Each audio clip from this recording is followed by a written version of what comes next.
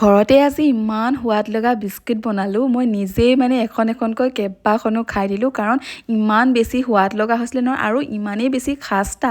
ঘৰত কেনেকৈ বনাব পাৰিব মাত্ৰ 2-3টা বস্তুৰ লগত আজি আপোনালোকক ভিডিঅ'টোৰ যোগেদি দেখুৱাম। গতিকে নজনাসকলে ভিডিঅ'টো একেবাৰে শেষলৈকে চাব। হাই এভৰিৱান, আসসালামু আলাইকুম। মই জিনা জাহান। আজি নতুন এটা ৰেচিপি ভিডিঅ'লৈ আপোনালোক সকলোকে স্বাগতম জনাইছোঁ।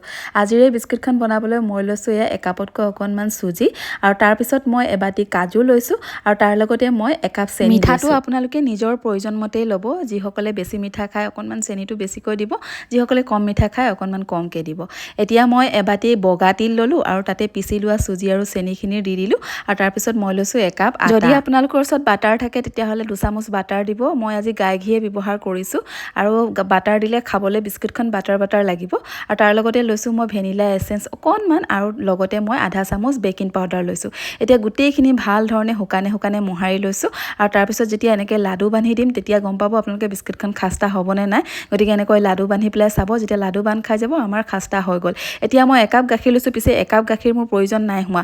অকণমান গাখীৰ দিব, আৰু আটাৰ ড'টো এনেকৈ বনাই যাব। এটা কথা ধ্যানত ৰাখিব, গাখীৰখিনি একেবাৰতে ঢালি নিদিব, অলপকৈ ঢালিব, নহ'লে চিপচিপা হৈ যাব। আজি মোৰ তেনেকৈ হ'ল অকণমান। আকৌ মই ওপৰৰ পৰা শুকান আটা অকণমান দি পেলাই ভালকৈ ড'টো বনাই ল'লোঁ, আৰু হাতত অকণমান ঘি লগাই পেলাই ড'টো বনালে কি হয় তেতিয়া হাতত নালাগে। আৰু এয়া মোৰ ধুনীয়াকৈ ড'টো হৈ গ'ল। এতিয়া মই এখন প্লেটৰ সহায়ত ঢাকি পেলাই 10 মিনিট ৰেষ্ট ৰাখি থ'ম। আৰু এইখিনিতে মই এটা কথা কওঁ দেই, প্ৰথমতে মোৰ এটা ৱৰ্ড ভুল হৈ গ'ল।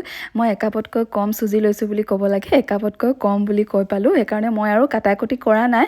আপোনালোকে আৰু সেই তাতে ভুল ধৰি পেলাই কমেণ্টত নক'লেও হ'ব, কাৰণ মই নিজেই শুনি পালোঁ। বাৰু যি কি নহওক, এয়া 10 মিনিটৰ পাছত প্লেটখন আঁতৰাই এতিয়া হাতেৰে মই বিস্কুটখন বনাই যাম। আপোনালোকে দীঘলীয়া চেপত বনালেও দীঘলীয়া চেপতো বনাব পাৰিব, আৰু গোল চেপত বনালে গোল চেপতো বনাব পাৰিব, বা আপোনালোকে যেনেধৰণে ডিজাইন দিম বুলি ভাবে তেনেধৰণে ডিজাইন দিব পাৰিব।